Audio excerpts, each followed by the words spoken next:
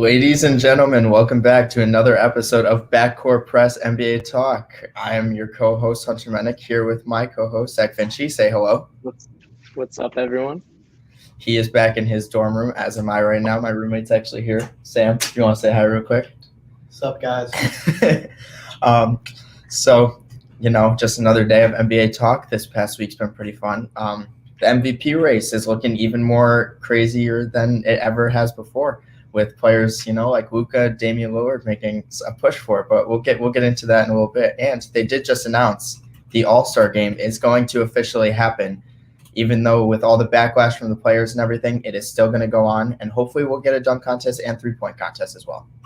Thank God. I'm sick of all these guys complaining about the All-Star game. Like, some guys, you look at guys like Zach LaVine, Julius Randle. I mean, these are guys that have a good shot at getting in for the first time that have never done it before. And I think it's a big deal for guys like them who definitely want to play. Like LeBron, I get it. You've played in 100 All-Star games before, and I know it's not what's on your mind right now. But if that's the case, give up your spot to someone who really wants it. I think the All-Star game is a huge thing for fans every year. And the fact that we have all these players complaining about getting paid millions and complaining about playing in it in one game, I don't know. I think it's a little ridiculous. I understand where they're coming from, but I'm not a big fan of all the complaining.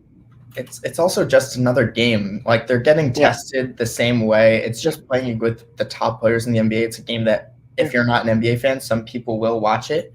But why not play the game anyway? So as an NBA fan, All-Star Weekend is probably the top 3 moment in the NBA season for me, right up with the start of the season and the playoffs. So I completely agree. Before we get into the actual podcast, make sure to follow us on Instagram at Backcourt Press. Follow us on Twitter at Backcourt Press _ and subscribe to the YouTube channel if you're watching this on right now. And if you're with us right now, please feel free to comment anything. We're going to be talking about a bunch of stuff going on, so feel free to comment on any of it, and I'll show your comment on the screen. And as long as it is NBA related and to the topic that we are discussing about, and just let me know what you guys think about the podcast in general. We will be going until around 3 o'clock. We're both pretty busy. So, the college stuff. Yep. Without further ado, I'd like to promote something that I am starting up. I don't know when it will be out, but I have been in the works of creating a documentary on one of my favorite players in the NBA, Lou Dort, and how he went from a mid to late first round pick in most mock drafts to undrafted to the clamper of James Harden. So look out for that. I'm gonna be promoting that as much as possible because it's a long time to make an hour-long documentary on something, which I did not realize took that long. So I'm just gonna promote it a little bit right now. Also, I am wearing a John Wall Washington Wizards jersey. He dropped, I believe, 28 points on your 76ers last night in just the second half, but still took the L. But I wanted to, show some pride to him and how, he came back from an injury incredibly. You have to admit that him coming back from 2 years and playing at the level he is right now is fantastic. He's been great, but Simmons wasn't even playing, so it's not even like our best defender was out there. That is true. Okay. Without further ado, let's get right into it. The first note I have for you, this is something that I think, Mans had a big game last night for putting up 43 points, and I believe it was 16 assists, and hitting a game-winning shot was Damian Lillard. And next thing you know, I see all these comments about Dame Lillard for MVP. He needs to be talked about in the MVP conversation.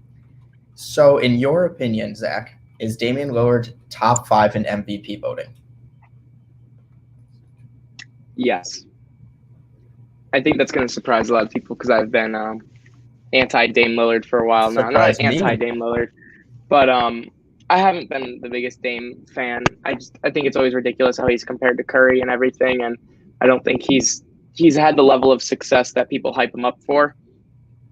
That said, he's been incredible this season. I mean, he's led in an incredibly tough Western Conference without their second and third best players, CJ McCollum and Yusuf Nurkic. He's led them to the 4 seed, putting up ridiculous numbers, beating a lot of great teams. I mean, I watched that Trailblazers Sixers game last week, and we had no answer for him.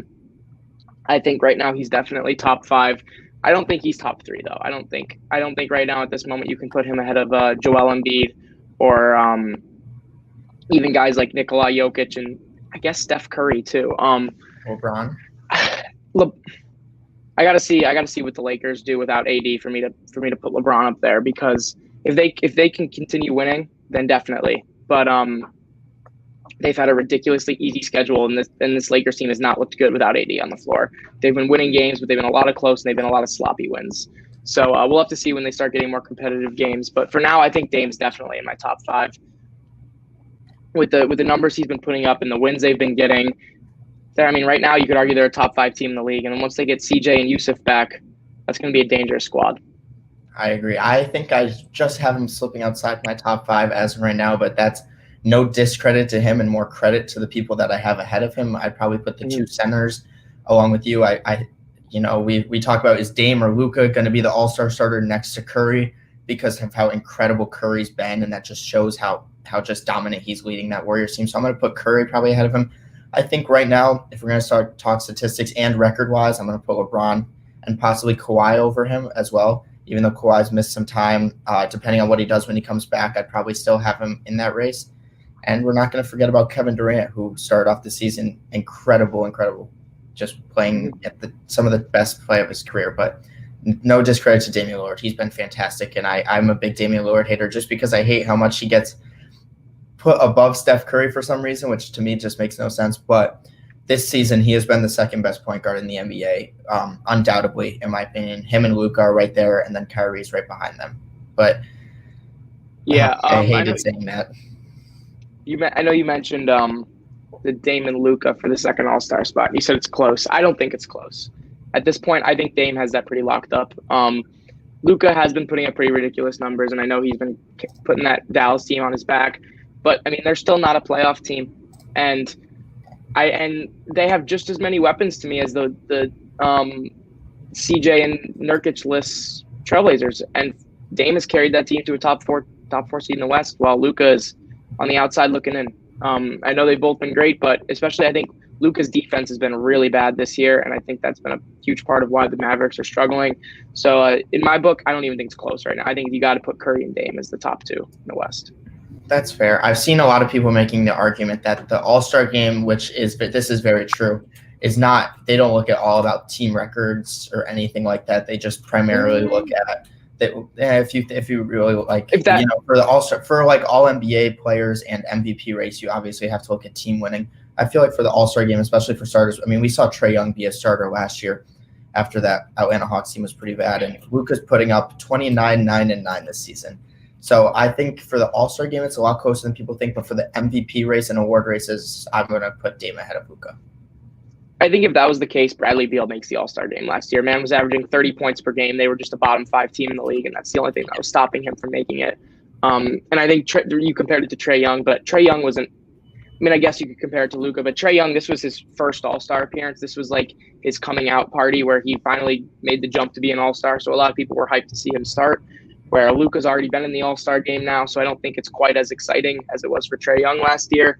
At this point, Luka's pretty much a veteran. I mean, I know he's still so young, but and in a lot of the fans' eyes right now, Luka's basically a veteran. Like he's been in the league for a couple of years now. They treat him like he's right up there with Curry and Dame. Like if he's treated like that, then I think he should be treated the same when it comes to the All-Star game. And I don't think that the youth factor should play in like it did with Trae Young last year. I understand that. Yeah, so that's going to be a fun race. I know the starters, I believe, do come out today, and then the reserves come out in a couple of days. So we'll see if we were right or wrong about that. And our next podcast will be talking about what our thoughts on the All-Star participants and everything. So moving on to past Damian Lillard, we both agreed that he's having a fantastic year. A team that is not having a fantastic year is the Miami Heat. Do you believe that the Miami Heat are truly at risk of missing the playoffs? No, not at all. The Eastern Conference is pathetic. Really the Eastern Conference has been the lesser conference now for 25 years. Yep. Literally, once Michael Jordan left the league, it just swapped. It just swapped, and now the Western Conference has been dominant, and it hasn't even been close this year. I think this is honestly the biggest gap I've seen between the two conferences in years. The Grizzlies right now in the 9th seed in the West would be 5 in the East, which just shows the difference. I mean, the Mavericks, which are bottom 5 in the West right now would be a playoff team in the East. So I think it's hard to compare. I'm sorry, where was this question going? What did you ask me again? I asked if the Heat were in doubt. Oh, okay, yeah. No, the Eastern Conference is pathetic, and the Heat are definitely one of the most competitive teams, especially now that Jimmy Butler's healthy. I see we've got teams like the Knicks, the Hornets, the Raptors ahead of them right now. I think the Heat are going to jump a lot of those squads. I see them slipping in with a 7th or 8th seed. They've had some troubles. A lot of their guys, besides Jimmy and Bam this season, a lot of guys who stepped up huge in the playoffs last year, taking a bit of a step back. I'm going to admit I don't think Tyler Hero is one of those. I think Tyler Hero's been getting a lot of hate this season for playing solid. pretty strong play this year. I just think the expectations on him were ridiculous coming out of the playoffs last year. But he's been great. It's been everyone else that's, I think, has been a struggle. Duncan Robinson looks like a liability on the court every single time he steps on the floor. Losing Jay Crowder was just as big of a loss as I anticipated. He's one of their top glue guys last year, and his shooting was huge coming at the power forward spot. And even Goran Dragic, I don't think has played up to his level where he played in the playoffs last year. Obviously, Jimmy and Bam have been great. I mean, we're looking at the All-Star game. I think Bam's definitely got to be in it. I don't think Jimmy's played enough games to earn the spot, but if he'd played the whole year, he 100% would have been in it. And when you've got a team with, Bam and Jimmy are 2 top 10 players in the East right now. I think that's undoubtedly, that's a playoff team, especially when it comes down to the end of the season. That team is going to grind to get into the 7th or 8th seed. And right now the Celtics are the 5th with a losing record, or even 500 record. All the Heat need to do is get to 500, and they'll be in that 6 or 8 range. Now, with how bad the Eastern Conference has been, I'll look at my jersey real quick and show the Washington Wizards. They're only 3 games out of that 8 seed right now. Do you see them making a push at the playoffs? No. I liked Washington. I liked Washington a lot at the start of the season, but they have so many other issues right now. Scott Brooks. I know Davis Bertans was 9 for 11 from 3 last night. Also 9 for 11 from the field, which is pretty impressive. But he has had an atrocious shooting season so far, and I don't think one great game is really gonna change that. Maybe it could get his confidence going, but if we're just looking at the trends of the season so far, Bertans has been pretty atrocious, not looking like he's been worth the money. I know they lost Thomas Bryant for the season. That's a huge loss at the starting center spot. Denny Avdia hasn't really been performing up to what a lot of people expected him coming in as a NBA ready rookie. So really this squad has relied on Beal mostly, and I know Russell Westbrook has looked a lot better in recent games, but they definitely have the star potential to squeeze in. But I just think there's so many issues with this team right now outside of those top guys that I think they're going to be on the outside looking in. I completely agree with that. There's teams, even if we're going to talk playoff teams, we all expected the Atlanta Hawks, who are sitting at 12-16 right now at the 10 seed, to be a playoff team. And once Danilo Gallinari it starts playing like himself again, and possibly DeAndre Hunter comes back. Yep, eventually. I think this team's also going to probably find its way into the playoffs. But hey, I think we're all hoping for a Knicks 8 seed this season, and I think that'd be pretty fun. And does Julius Randle, to you, he's a definite all-star in your opinion? First off, before we get to Julius Randle, I was just going to mention, you look at teams like the Knicks and the Hornets, they look 10 times more motivated out there than the Wizards this year. I think those teams just want that. They just want that playoff spot more than a lot of the Wizards guys do. Julius Randle is easily an all-star. I don't even think it's close. You look at the forwards in the East. Obviously, I think you got KD, Giannis, and Embiid will all be starting at the 3 front court spots. But on the bench, it's pretty wide open in the Eastern Conference. You got guys like Sabonis, Randle, Chris Middleton, Tobias Harris will all be competing for it. I put Randle ahead of both Middleton and Harris right now, personally. I'd probably give Sabonis the edge, but it's pretty competitive in the East right now for those front court spots, especially if you consider Bam as well. But Randle's the number one option on a playoff team, leading them in points, rebounds, and I'm not sure if he's still leading them in assists. I'll have to come back to that. But he was at one point earlier in the season. Julius Randle has been amazing this year. He's he's been a huge part of turning that organization around from the worst team in the league last year to a top 6 or 7 team in the East right now. It's automatic for me. Yeah, he's also leading that team in assists by 2 a game. So he is it's not even close anyway. Yep. I completely agree. Julius Randle has to be a lock for the All-Star game.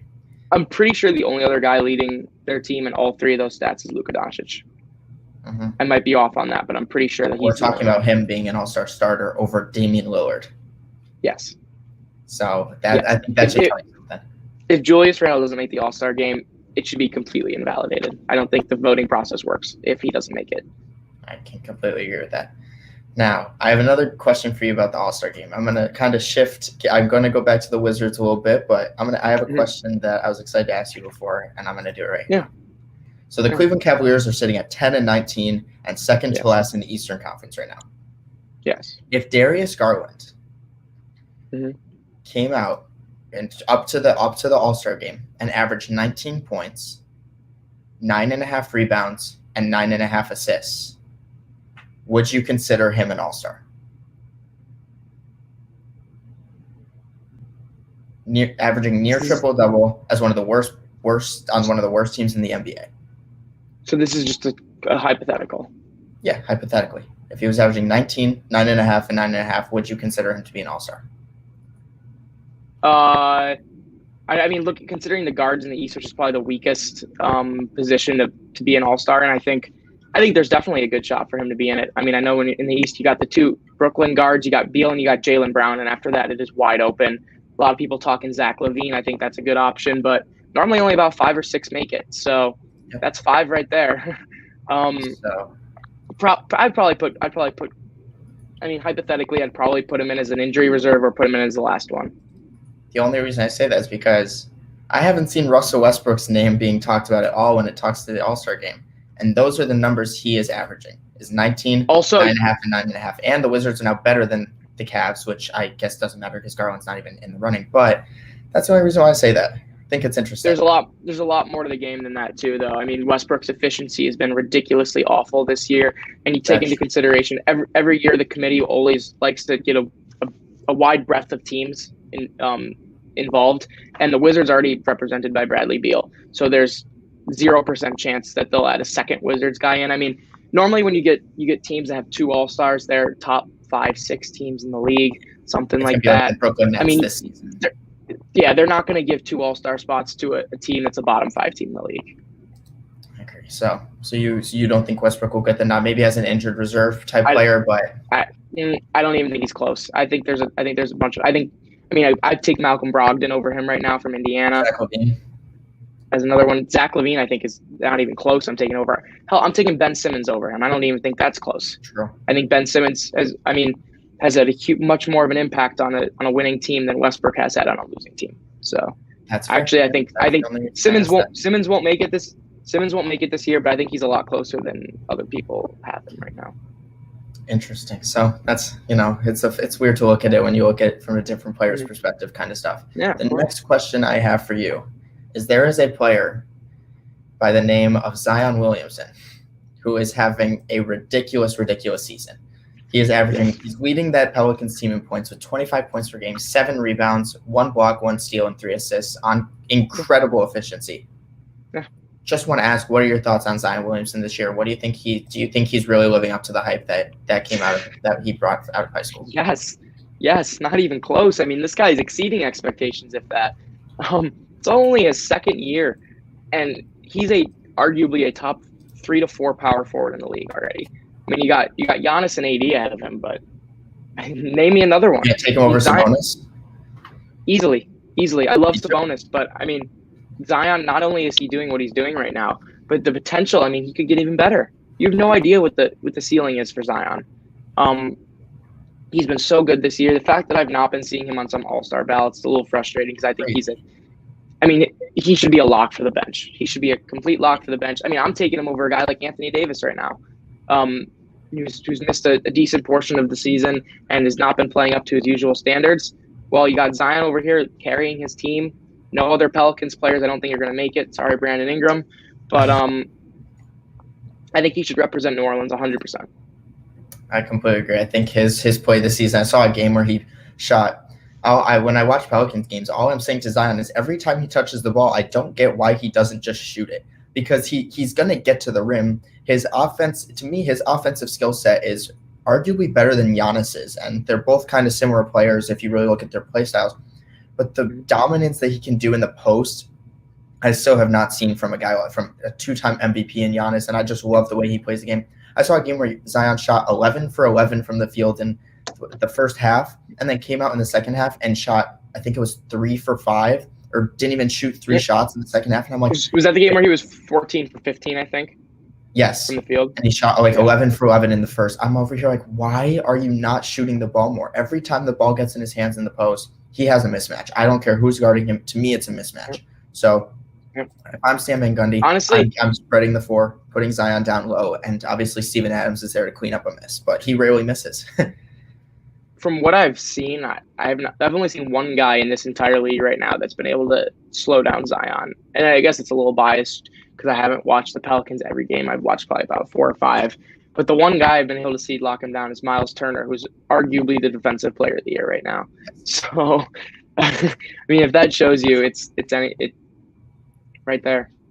Yeah, he's been fantastic. And going from one number 1 pick to another number 1 pick, I'm going to ask you, for the Rookie of the Year race, do you believe Anthony Edwards by the end of the season can overtake LaMelo Ball for Rookie of the Year? No. Unless the Hornets have a huge drop off and drop into the bottom 5 of the East. No. I mean, the Hornets are a playoff team. When was the last time you've heard someone say the Hornets are a playoff team? It's been a while. True. It's been a while. And not even like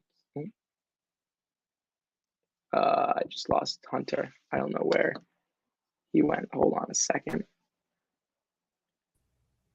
Sorry about that. Oh, there you are. Okay. I was a little confused for a second. Me too. Continue talking about LaMelo. Yes.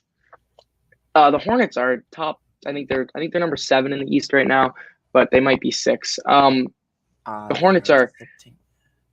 This is the best Hornets team I've seen. 8. Probably. They've dropped down 8. Okay. So this is probably the best Hornets team I've seen since. I mean, we're talking like Gerald Wallace days in the mid 2000s. Yeah. I mean, it's been a while. I mean, I know you had two Kemba-led playoff teams, I know, but neither of those teams were any good. That was just Kemba carrying them to a roughly 500 record, and in the weak Eastern Conference, they sneak in as the 8th seed and get swept. But this Hornets team could be a 6th seed or something like that. LaMelo has been great leading this team. Gordon Hayward's been on fire. Terry Rozier. Terry Rozier has had an incredibly efficient season, and I love Miles Bridges. I think Miles Bridges has had a huge step up this year. Airbnb in that backcourt, you know. PJ Washington's had a good season too. I mean, if they get a good center, I know you were talking a lot about Andre Drummond potentially going there. Please go to the Charlotte. Yeah. I mean, it's not a team people are going to want to see. They're motivated. I mean, they look like they just want it more than a lot of the other teams out there. And LaMelo, this guy he's leading them in pretty much every statistical category, leading all rookies in pretty much every statistical category right now, or right up there. He's been handed the keys to that offense, and he's running with it. He looks confident out there. He looks like an NBA-ready point guard, which is something I don't think we saw from Lonzo in his first year or even 2 years in the league. Even now. Yeah, right. LaMelo looks NBA ready, and he looks like he's ready to take over this league. So I have huge. I mean, just like Zion, I think the ceiling is so high for him. I can't even see it right now. Yeah, you went really in depth on LaMelo, so I'm going to go really in depth on Anthony Edwards. He's finally starting to start for the Minnesota Timberwolves, which to me he should have been starting since day one. You don't draft as such a bad team as you are, and he's playing the small forward position. You have to start him from day one. He's putting up 15 points per game this season he's played all 29 games for this team. 15 points per game on okay efficiency. I'd say it's okay for a rookie. But ever since he's gotten this start, his confidence has just gone up, and I'm loving the play from him. He looks like an incredible slasher. No one wants to meet him at the rim. The thing I really like about Anthony Edwards is he just looks happy out there. He looks like he wants to be out there. I saw when he he got switched on, or LeBron James got switched on to him in a pick and roll. I think this clip kind of went viral on the internet, and he sized him up a little bit and then shot a three over him, and he just walked back smiling because, I mean, he's a rookie. That's LeBron James is probably his favorite player of all time since he's looked up to him since, I mean, he's our age, which is crazy to say, but he really is our age. And so yep. I think if he can continue playing at the level that he is and possibly get up to, the 17, 18 points per game, then you could start actually talking about him possibly being number one. And if the Hornets fall off, but honestly, I don't see either of those two things happening with the way that Scary Terry, Gordon Hayward's playing at a possible all-star level play this season. Cody Zeller's doing Euro steps. I watched a Hornets game the other day, and he did a Euro step on Jakob. It was the slowest Euro step I've ever seen, but it was there. I don't see even if the Hornets miss the playoffs, we haven't seen this much excitement from Hornets basketball in a very long time, and it's all due to LaMelo Ball. So I think this is the most hyped the Hornets franchise has ever been. Probably. Truly. I mean, they had the 90s where they were okay, but their best player was Larry Johnson. I mean, LaMelo is definitely the most hyped prospect to ever come to Charlotte, and it's really exciting to see where he's going to take them. I completely agree. I love what LaMelo Ball brings, and we're going to switch from LaMelo Ball. Oh, continue. No, you got something to say. I was going to say, going one more thing about Minnesota that you were just talking about. I just want to see D'Angelo Russell, Anthony Edwards, and Karl Anthony Towns on the court at the same time. And Malik Beasley. That's all I want. I'm just asking for one small thing. I mean, this Minnesota organization has been a disaster with all these injuries and COVID happening with Cat, which hopefully everything gets better with him. Prayers up. And coaching. But yeah, I just want to get those three all on the court together. I feel like they've been working so hard to get a core together for ever since Jimmy Butler left, and they finally have it. And it's just it's all scattered right now. They got to get those three on the court together and see what they can make happen. Because I think if you put Cat on this with the team they have right now, they're a lot better than they already are. I agree. Hey, Ricky Rubio shot 4 for 8 from 3 the other day. He's practically D'Angelo Russell 2.0. Ricky Rubio is atrocious this year. That looks like one of the worst signings in the league. Yeah. Don't get me started with the Timberwolves because I could go on for the next hour and a half about them.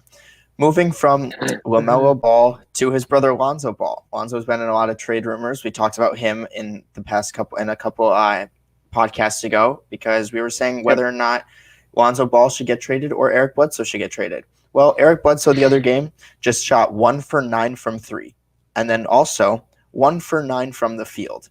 If that to me doesn't tell you that Eric Bledsoe needs to get off this team, that it is very. And also that game, Nickeil Alexander-Walker got 3 minutes.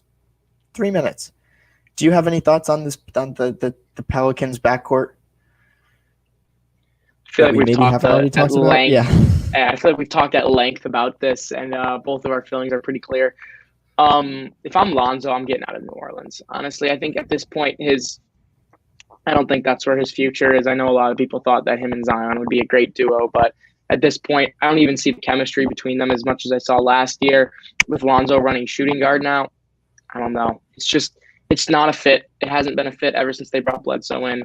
Lonzo needs to go somewhere else to thrive, if he even can thrive at this point in his career. I mean, I've seen flashes. Every once in a while, I'll watch a Pelicans game, and Lonzo will drop 27 or something, and I'll be like, maybe it's time. And then the next game he'll come out and get 4 points, shooting 2 for 12 from the field. Yep. So I can't even give my opinion on Lonzo right now because it just goes back and forth depending on how he's playing. I think he deserves one more chance though. I think he deserves one more chance to run an offense. Get him on a team that isn't winning games right now, maybe not playoff contention, or even send him to LA. I mean, the Clippers could use someone like him. Yep. I don't know if we're going to talk about this at any point because I'm fed up with the Clippers offense right now and their lack of a point guard. Let's hear it. Oh my God, Patrick Beverly and Reggie Jackson cannot run an offense. They cannot run an NBA offense. Kawhi Leonard literally has to tell them what to do every single time on the court. They don't know they don't know plays. They don't know offensive schemes. They don't know how to move the ball accurately. I mean, Kawhi Leonard just runs that whole offense. Then when PG's out there too, he normally does a good job of playing with Kawhi. But Nick Batum, if they're gonna, I mean, you've got a top 3 player in the league, top 3 to 4 player in the league on your team in Kawhi Leonard. And right now, I don't even think they're contenders. When was the last time you could say you've got a team with a guy that good and a second star that's probably also a top 15, 20 player in the league, and they're not contenders because that organization has put absolutely nothing around them. I think Milwaukee's a contender. I think right now Milwaukee is better than LA. So we got a question. We got a question here. I love to see this. Who do you think will be the biggest name traded, and what team will acquire that big name by the trade deadline? I'll go first, actually, because we were just talking about Lonzo Ball, and I do think Lonzo Ball is going to get traded. And to me, the perfect scenario for him, I've seen a lot of rumors for this, is the Chicago Bulls, putting him next to 2 scoring guards in Zach LaVine and Kobe White. He brings the defensive presence there. And let's be honest, Lonzo Ball is a big name as much as he probably shouldn't be because of the hype surrounding his dad and now his brother. He's a big name in the NBA. So I could definitely see Lonzo Ball getting traded. I think the Chicago Bulls, if they can somehow find a way to make a trade keeping Kobe White and Zach LaVine, I think that would be a fantastic trade.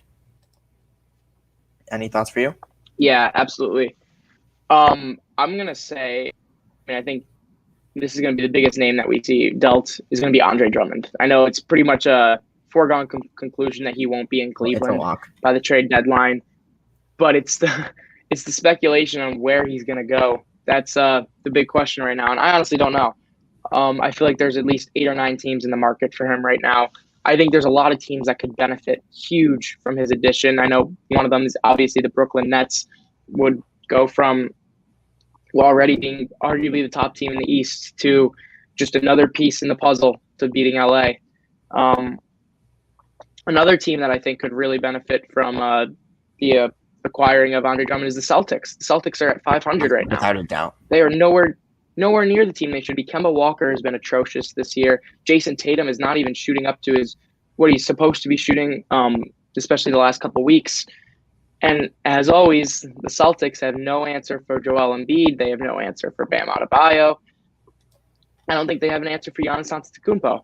So, and especially if the Nets acquire Drummond over the Celtics, who are they going to have to stop Drummond? Tristan Thompson and Daniel Tice have not been the answer for the Celtics this year. They could really use someone like Drummond to elevate themselves back into the championship, the Eastern Conference contention talks with Milwaukee, Philly, and Brooklyn. 2 other players that I had in mind when he mentioned talk for the trade deadline.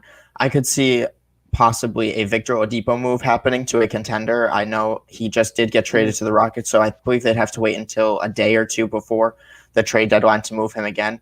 But Victor Oladipo would definitely be a good fit. I've seen mutual interest of him in the Miami Heat, and if he goes to Miami Heat, that's just going to make them scarier in the playoffs, in my opinion. And then another shooting guard that I could see getting dealt. I know the Sacramento Kings have been fantastic this season, but I think it's time to finally put Halliburton next to De'Aaron Fox and send Buddy Hield to a team that will truly use him. I could see him possibly going to a team like Dallas to get more shooting on the outside because this Josh Richardson trial has not gone according to plan because Seth Curry's been incredible and Josh Richardson has not.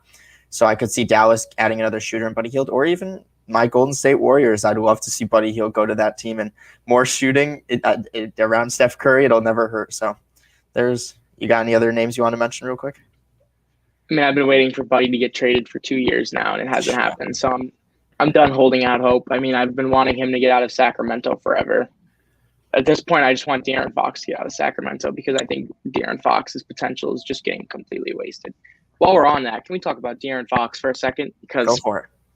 I know I've been hyping De'Aaron Fox up for like 2 weeks now. I'm going to continue to hype up De'Aaron Fox because this man should be an all-star. He's not going to be. I don't think. I mean, you look at the guards in the West. I mean, Dame, Curry, and Luka. That's 3 right there. I mean, that only leaves a couple other spots. You got Donovan Mitchell. You have CP3. You have Devin Booker. You have Mike Conley. These are all guys that are in talks. You have Shea. I mean, Shea. I don't see Fox making it, which is truly unfortunate because I think he deserves a spot, and he's been on every single one of my ballots in the last couple of weeks, right up to the deadline. So get De'Aaron Fox out of Sacramento. That organization cannot do anything for him. It's going to waste his career like they did with Boogie Cousins, like they did with Chris Webber, like all of those incredibly talented guys before him. I feel so bad for him. Yeah.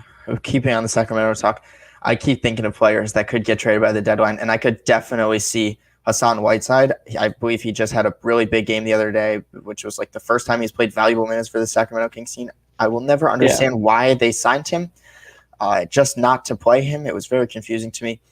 After he had a huge impact when Nurkic was gone last year for the Portland Trailblazers. So I could see Hassan Whiteside going to a team like the Celtics or the Nets and trying to, if they aren't able to acquire Drummond, and being that defensive stopper that they really want him to be.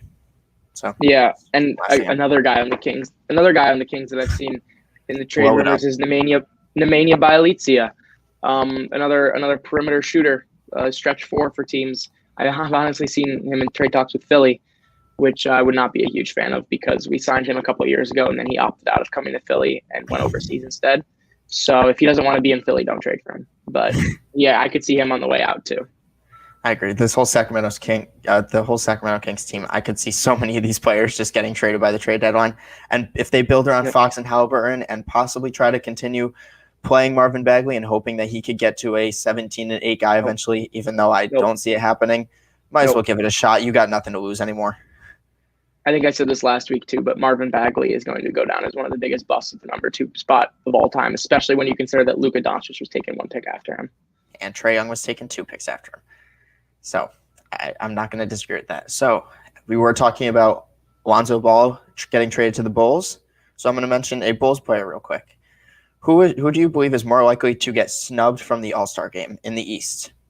Nikola Vucevic, who has been a fantastic center this season. In my opinion, he's been the 3rd best center in the NBA, averaging, I believe, 22 and 11.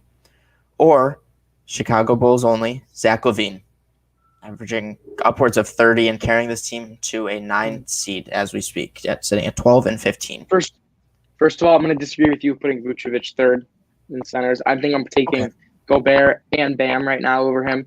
With just Bam, I just think Bam Gobert. Bam. I think Bam is just the more talented player overall. I think when you just watch the two of them play, I just think Bam has more of an impact on the court, especially defensively. Vucevic doesn't really bring much on the defensive end, and then offensively, I don't think there's that much of a gap between them. And then Gobert, obviously, being a huge part of his team, being the best team in the league right now. But I think Vucevic definitely gets left out over LaVine. I mean, LaVine is putting up ridiculous numbers. I mean, you could argue he's the 2nd greatest scorer in Bulls history after, of course, Michael Jordan. But fair enough. Averaging 29 this year. Speaking of which, just a fun little MJ stat. Zach LaVine has dropped 45 points 4 times in his career, 2nd most on the Bulls. Number 1 is Michael Jordan with 73. Okay. That makes sense. Put things into perspective there. But no, LaVine I think is a lock at this point. I think not even just with his level of play, but just the media attention he's been getting is far outweighs the media attention that Vucevic has been getting. I have not seen anything. Vucevic dropped 43 and 19 like 2 weeks ago, and I don't think I saw any coverage of that. Like if Jokic did that or Embiid did that or any of the other guys did that, it's everywhere. It's like, oh, big game for these guys, still lost. Oh well. Vucevic does it, you see nothing. And I think the forward center, the front court spots in the East are more clogged up than the backcourt is. So I think LaVine is definitely a top 4 or 5 guard in the East, where Vucevic doesn't crack the top 8 front court players. Yeah, unfortunately, which I think he and most other years, if he was a bigger name player, he would get the nod. But because I also could see Vucevic, finally asking for a trade and finding a trade and getting out of there. This Magic team doesn't look like they have any future with their 2 best young players being injury prone, and John Isaac and Markelle Fultz. And Aaron Gordon was in trade rumors, never happened. Vucevic been in trade rumors for 17 years now, hasn't happened. So, frustrating. And I've seen Mo Bamba in trade rumors lately too, with the lack of play he's been getting. I know the Knicks, I think, are pretty interested in him, which I'm a little unsure of given Mitch Robinson right now, but we'll see how that goes. And one more thing on I was going to say about Vucevic is, I mentioned this earlier about the All-Star game. Vucevic has an All-Star appearance already. LaVine does not. And I think that's another thing that they always take into consideration. They would rather give LaVine his first All-Star selection than Vucevic his second, which I know I kind of mentioned with the Trae Young, Bradley Beal thing earlier. Yes. So I definitely think. I mean, I will be blown away if Levine is not in the All-Star game this year. It would shock me to no end. Just like Julius Randle, I think those two should be absolute locks on the bench. Yes. Going from one big man to another, we just saw one of the best players in the NBA, and Anthony Davis, go down with a bad injury.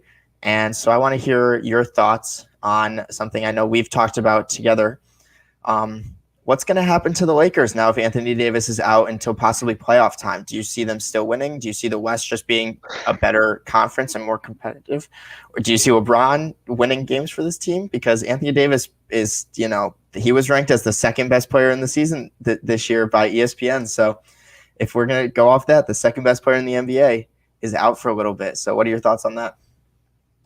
These words may come back to bite me if LeBron makes a miraculous run, but I truly don't think the Lakers can even make the finals without Anthony Davis. He's a huge part of that team, especially when you're looking at a team that's really built around two guys and then a bunch of role players. When one of those two guys is out, that screws up the entire system. The system is screwed up. The offense is screwed up. Normally, a lot of those role players are not as impactful without the stars surround them. It's obviously LeBron James. He's had worse teams around him, especially in Cleveland before, so I'm not going to count him out. But this Western Conference is way too competitive. He's not going to get the cakewalks he had in the Eastern Conference in the last couple of years in Cleveland. I don't see that Lakers team taking down teams like the Suns, the Clippers, the Nuggets, even the Jazz. I mean, these teams all look way better than. I think the Warriors would be competitive. Even Portland. I mean, I think they would honestly struggle to win the first round series without Anthony Davis.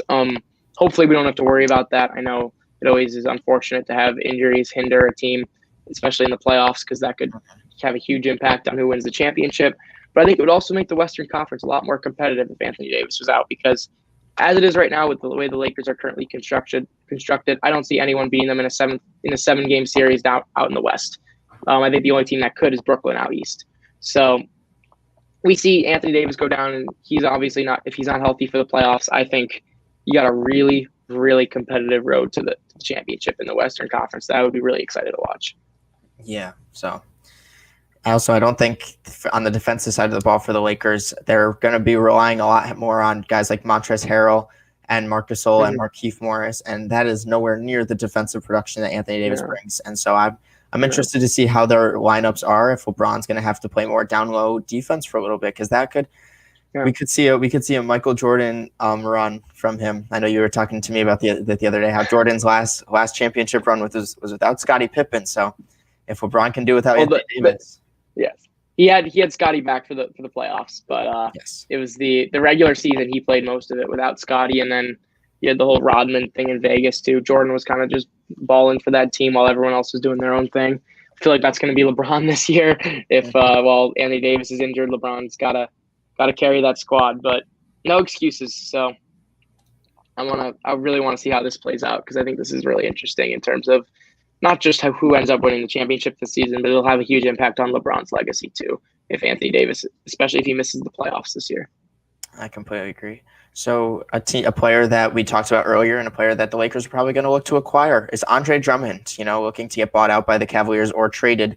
If you were in Andre Drummond's shoes and you get bought out by the team, obviously there's going to be those contending teams that just don't have the money to trade a second-round pick for him, including like Brooklyn, obviously the Lakers, the Celtics. They just don't have the money for it. So if Andre Drummond gets bought out by the Cleveland Cavaliers and you are Andre Drummond, where do you want to go? What are your top 3 teams? Brooklyn's got to be up there. That's tough. I mean, Brooklyn has got to be number 1. I mean, he goes to Brooklyn, I think. they're as close to a lock in the East as you can get. I don't think there's anyone out East even coming close to them. Again, a healthy Lakers team, I think, is the only team that could bring them down in the finals. Like I said before, the Celtics are not a bad option either. The one thing they're struggling the most is having a big man. If he could fill that hole, that's one of the most dangerous teams in the East too. I know a lot of people have been saying the Lakers, which if I'm him, I don't like that. I wouldn't go to the Lakers if I'm Andre Drummond, just because when Anthony Davis does come back, if he comes back, you might have a bit of a clog down in the paint, especially defensively. And you basically need Anthony Davis more on the perimeter to make that work, like to make it more effective with the spacing. Mm-hmm. And I'm not sure if that would really help the Lakers spacing at all. They normally operate their best when they have a lot more like floor spacing and there's not as clogged down low, because that way they can find their open shooters, guys like KCP who've had a great shooting season, and Kuzma. So yeah, I'm probably sticking with the Nets, and the Celtics would probably be his top two destinations, because that's he gets out to those teams, he turns them from a great team to an even better team. I agree. Another team that I was looking at, the Dallas Mavericks could be an interesting fit. One of my favorite YouTubers was talking about Kristaps Porzingis, and he said Kristaps Porzingis is a small forward in a 7'3" body, because of the amount of times that he just stands at the perimeter and shoots straight threes, and even when he goes to attack, it seems like he's always laying up the ball and not ever dunking it. Which, if I'm 7'3", I am dunking that every single time. But I could see that fit being kind of working out for them and giving the Mavericks a defensive presence that they don't really have right now. I wouldn't call Drummond a defensive presence personally. A rebounding. I think he's more of a net negative out there defensively than he is positive. But I absolutely agree with that. I've always seen Porzingis as a stretch 4 rather than a 5. I've never looked at him as a center before. He's been playing a lot of center this year, but I liked it last year when they had before Dwight Powell's injury. They had Powell starting at center and KP was playing at the 4. And I really like that fit a lot better, because that allows Porzingis to play more on the perimeter while still allowing a big man to operate down low. Drummond could be that big man for this team if they look to go after him. Another player that is looking to get bought out and is not playing until it is Blake Griffin. So if you're in Blake Griffin's shoes, where are your top 3 places if he gets bought out of his what seems like $500 million contract that's really $36 million? I don't think there's that much of a market for Blake right now, personally. He brings the veteran leadership, but a lot of most of the contending teams already have a vet that's a pretty consistent leadership role for the team. And Blake is not the player he once was. He doesn't dunk, and he hasn't dunked since 2019. He's a spot-up three-point shooter now. Wild stat. He attempts like 8 threes a game, and he shoots at a decent rate, but he's not a pure shooter. I mean, that's just not the kind of player he is. It's never been the kind of player he is, and I know he's done a really good job of adding that to his game as his athleticism has died down. But the main draw to Blake Griffin was always his athleticism. He's arguably a more talented player now than he ever was, but he doesn't have that bounce anymore. He doesn't have that level of confidence. Yeah, exactly. I feel like if Blake Griffin goes to a team, it's not for a starting role. I don't think he could fill that for a squad anymore, especially a contending team. I think Blake Griffin's got to come off the bench wherever he goes.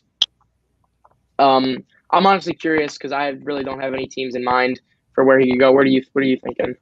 One team that I thought would be really cool and not in need of a power forward, but it would slide a guy to a bench that we both really like. And I think the reuniting Chris Paul and Blake Griffin together on the Phoenix Suns could be a very, very interesting fit, and sliding Jay Crowder to the bench and possibly then moving Blake Griffin to the bench come playoff time and just opening up the game even more. And if reuniting Blake Griffin with a guy like Chris Paul with Devin Booker there and DeAndre Ayton, I think that could really, really help benefit that Phoenix Suns team. Hey, that's definitely a good call. If I'm Phoenix, though, with what they've been doing, I'm probably still starting Jay Crowder and I'm moving Blake to the bench, just because I know Blake's a pretty good shooter, but I think Jay brings the same level of shooting as Blake does, and I think Jay's a better defender. So it's close, but I think that's definitely a good fit. I like that call. Another one I was just thinking of is Denver, especially if we're about to say that, especially if Will Barton gets moved, like a lot of people have been saying. You'll have MPJ probably starting then, and you can bring Blake off the bench. Or if you want to keep the veteran in the starting lineup, you start Blake. You continue to bring MPJ off the bench and let him use the scoring role. Another, going from one warm area to another. Miami Heat right now really are missing out on Jay Crowder, and they're starting Kelly Olynyk at that 4 spot. I think Blake Griffin is a very big upgrade over Kelly Olynyk. Even if we're just going to talk about a stretch 4 type player, and if anyone's going to get Blake Griffin back on his feet, it's a player like Jimmy Butler and the leadership that he brings. So those are, after not thinking of any teams, there's 3 teams that could possibly fit for Blake Griffin on obviously smaller deals than the one he's making right now. Yeah, for sure. I I wouldn't, if I'm a team contending, I wouldn't make Blake a high priority for. I don't think he's that piece that you need to go from good to great, but I think he could definitely help. Finishing up this podcast, I have two more names that have been discussed in trade rumors, and I want to hear where you think these players could fit. The first player I have, as we've seen, the Atlanta Hawks and John Collins. For some reason, they just don't. Obviously, I don't think John Collins is a max player as he's asking for, and the Atlanta Hawks don't seem like they're willing to give him that max contract that he wants. So he might get traded to a team that will pay him. And what team do you think that John Collins could go to? The stretch 4, 20-10 guy. I've always thought of him as such a great fit next to Trae Young.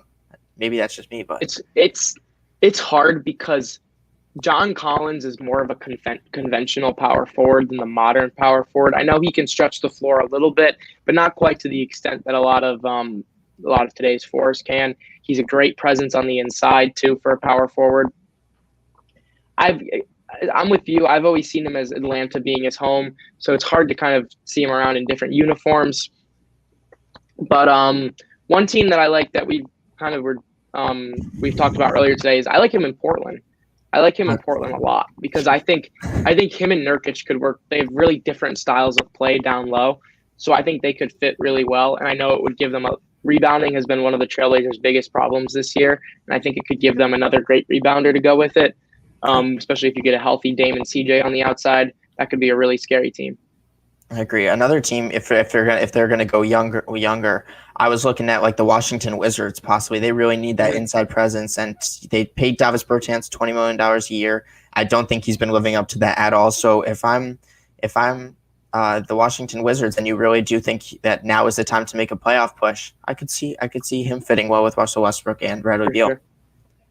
For sure. And then, real quick, we just got a comment. We were talking about the MVP race a little bit earlier, but Curry is the MVP right now, and he just not yet.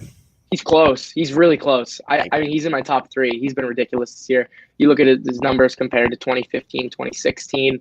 They're honestly nearly identical. Yeah. His shooting splits and his just his points per game, and he's arguably carrying a bigger load of the offense now than he was back then. Yeah, I mean, you could watch this Steph Curry and say this is prime Steph Curry.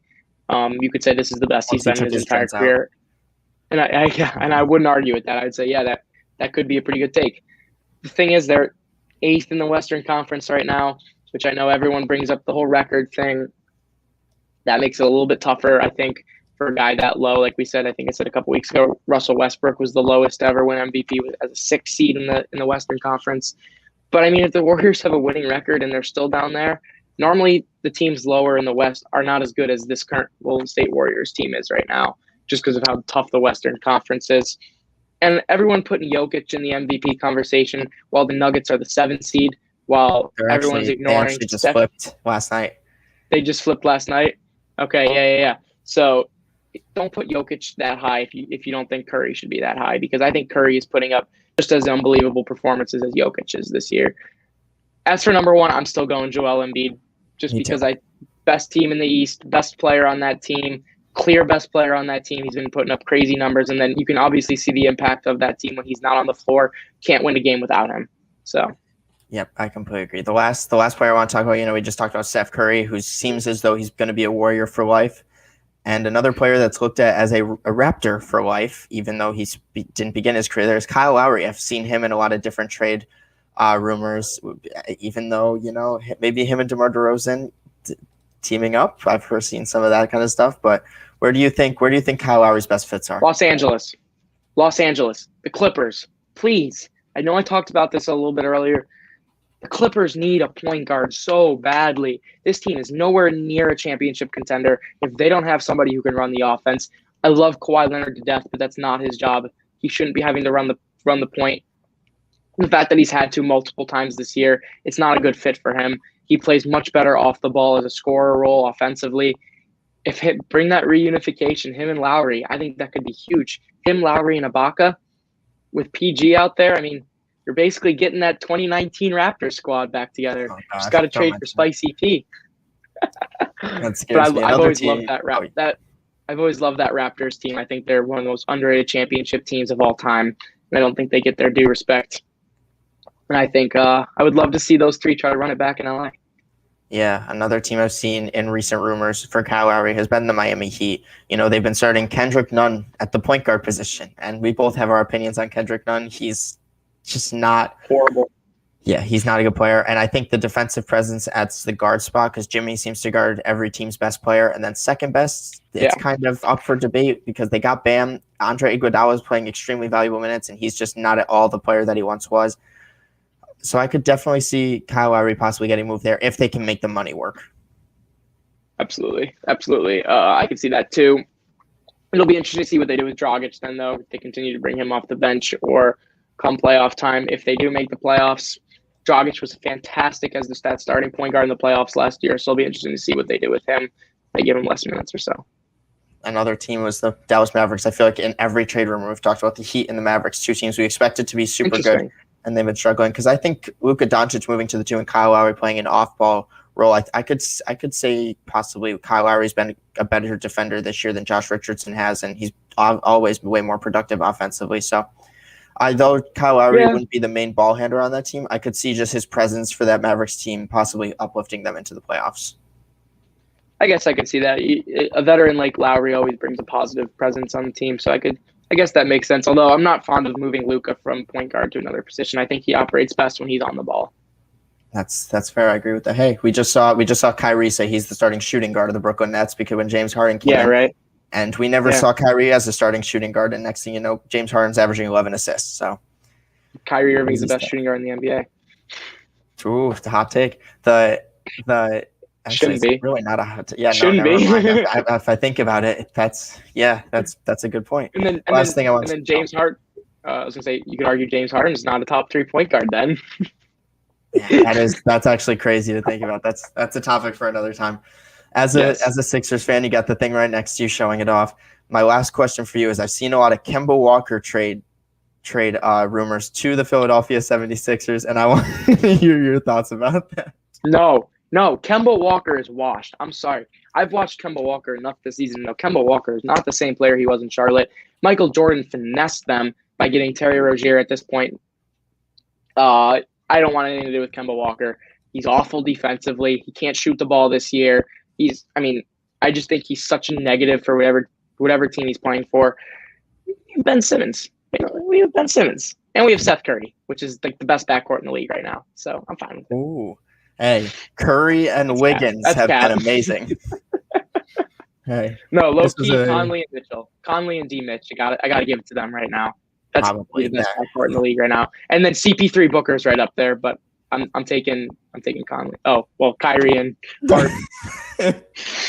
That's exactly what I was going to say. I was like, hold on a second. I always forget Harden's there.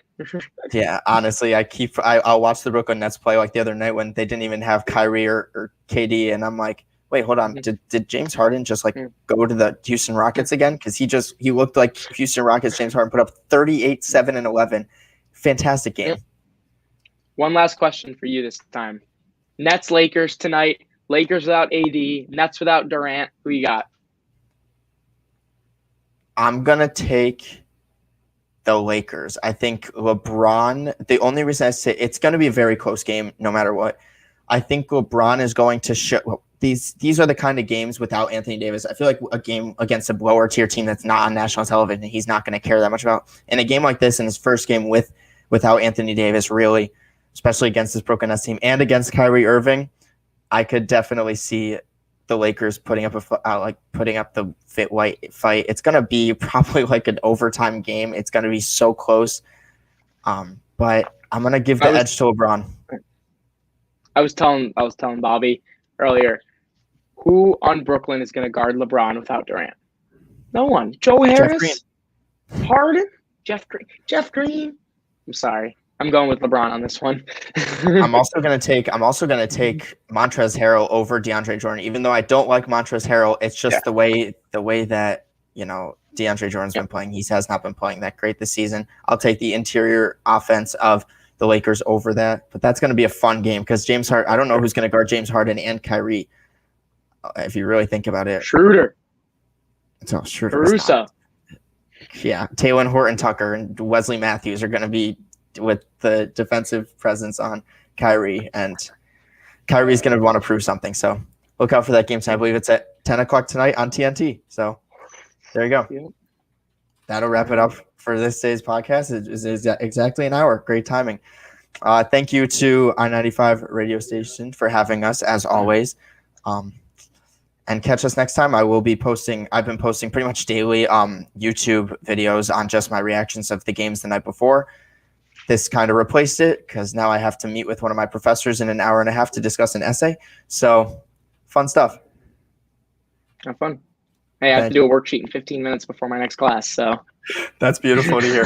Thank you to everyone who watched. Thank you to Kenny, Kirkpatrick, and my dad for commenting, and 7 likes on this. That's fantastic. So it's been Backcourt Press. Follow us on Instagram, follow us on Twitter, and subscribe, like, and comment. And I will catch you all in the next podcast. Peace out, everyone.